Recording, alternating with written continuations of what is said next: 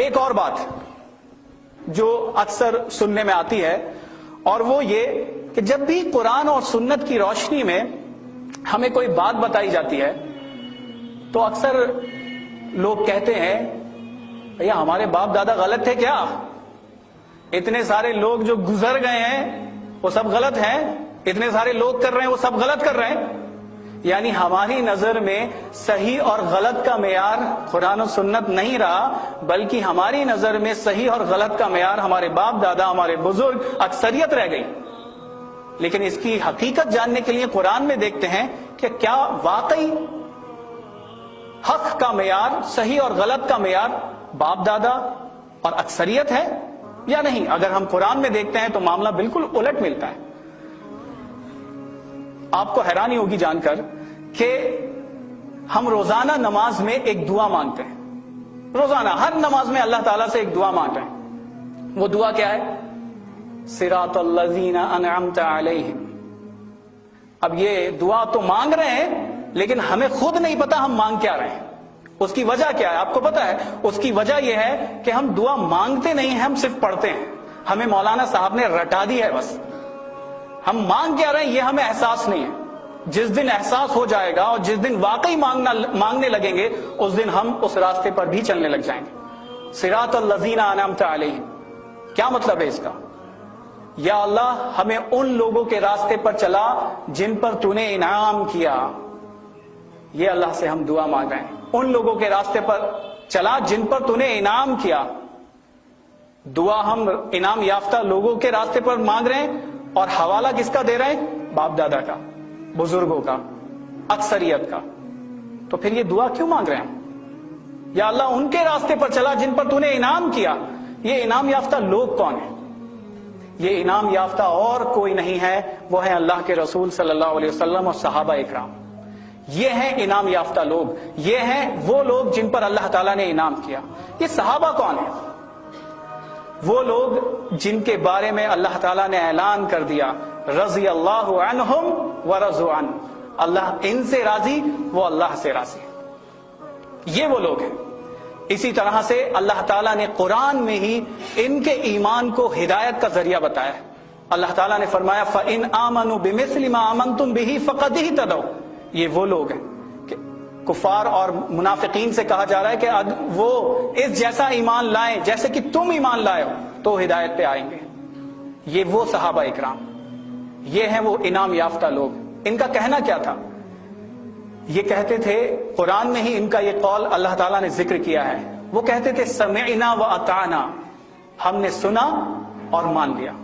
یعنی ان کے سننے میں اور ماننے میں ذرا سی کوئی اڑچن نہیں ہوتی تھی، ذرا سی کوئی دیوار نہیں ہوتی تھی۔ جیسے آج ہمارے سامنے کئی دیواریں آ جاتی ہیں قرآن و سنت پر عمل کرنے کے لیے، لیکن صحابہ اکرام کا ایسا معاملہ نہیں تھا۔ اور ان کا کہنا کیا تھا؟ یہ فرماتے تھے ما کنت لأدعى سنت النبی صلی اللہ علیہ وسلم لقول احد۔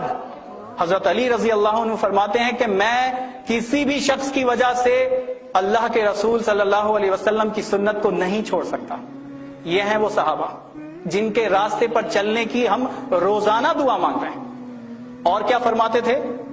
اور فرماتے ہیں لست تارکا شیئا کان رسول اللہ صلی اللہ علیہ وسلم یعمل۔ حضرت ابو بکر صدیق رضی اللہ عنہ فرما رہے ہیں کہ میں کسی ایسی چیز کو نہیں چھوڑ سکتا جو اللہ کے رسول صلی اللہ علیہ وسلم عمل کرتے تھے۔ یہ ہیں وہ صحابہ اکرام جن کے راستے پر چلنے کی ہم دعا مانگیں۔ یعنی دعا انعام یافتہ لوگوں کے راستے پر چلنے کی ہے، اور ہماری باتیں فرعون اور کفار مکہ جیسی۔ تھوڑی سخت بات ہو گئی ہے، تھوڑی کڑوی بات ہو گئی ہے، لیکن حقیقت۔ اب کیا کیا جائے؟ ہماری بیماری اس قدر بڑھ گئی ہے کہ اب میٹھی میٹھی گولیوں سے کام نہیں چلنے والا ہے۔ میں نے یہ لفظ کیوں استعمال کیے کہ ہماری باتیں فرعون اور کفار مکہ جیسی ہیں؟ کیوں استعمال کیا؟ آپ کو پتا ہوگا کہ جب موسیٰ علیہ السلام فرعون کے پاس دعوت دینے کے لیے گئے تو فرعون نے کیا کہا؟ فرعون نے بھی کہا اب تک جو لوگ گزرے ان کا کیا ہوگا؟ وہ کیا تھے؟ اس نے بھی مطلب اس بات کو حق کو قبول کرنے میں سب سے بڑی دلیل بنائی۔ یہی معاملہ کفار مکہ کا تھا۔ جب ان کو قرآن و سنت کی دعوت دی جاتی تھی تو وہ بھی یہی کہتے تھے کہ ہم تو اسی کی اتباع کریں گے جس پر ہم نے اپنے باپ دادا کو پایا. سورہ بقرہ آیت نمبر 170 آپ پڑھیں. ان کا بھی یہی کہنا تھا. جب بھی ان کو قرآن و سنت کی طرف بلایا جاتا تھا تو وہ بھی یہی کہتے تھے کہ ہم تو اسی کی اتباع کریں گے جس پر ہم نے اپنے باپ دادا کو پایا. اس لیے میں نے یہ بات کہی کہ ایک طرف ہماری دعا آپ دیکھیں, صراط الذین انعمت علیہم, اور دوسری طرف ہماری بات دیکھیں, یعنی انعام یافتہ لوگوں کے راستے پر چلنے کی دعا ہے اور باتیں نہ جانے کس کس کی. ذرا غور کریں. ایک بات اور میں بتاؤں کہ موت کے بعد تمام مراحل میں ایک مرحلہ بھی ایسا نہیں آئے گا جہاں پہ ہم سے ہمارے باپ دادا کے بارے میں پوچھا جائے گا, ہمارے بزرگوں کے بارے میں پوچھا جائے گا, اکثریت کے بارے میں پوچھا جائے گا.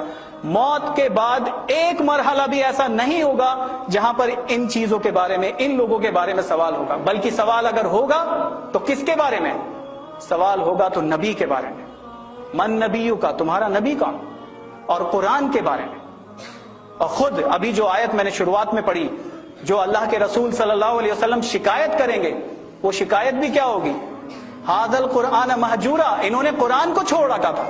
اللہ کے رسول صلی اللہ علیہ وسلم یہ نہیں کہیں گے کہ یا اللہ انہوں نے اپنے باپ دادا کو چھوڑ رکھا تھا, یا اللہ انہوں نے اپنی اکثریت کو اور اپنے نہ جانے سماج و معاشرے کو چھوڑ رکھا تھا. اللہ کے رسول صلی اللہ علیہ وسلم ایسی شکایت نہیں کریں گے, بلکہ آپ کہیں گے قرآن کو چھوڑ رکھا.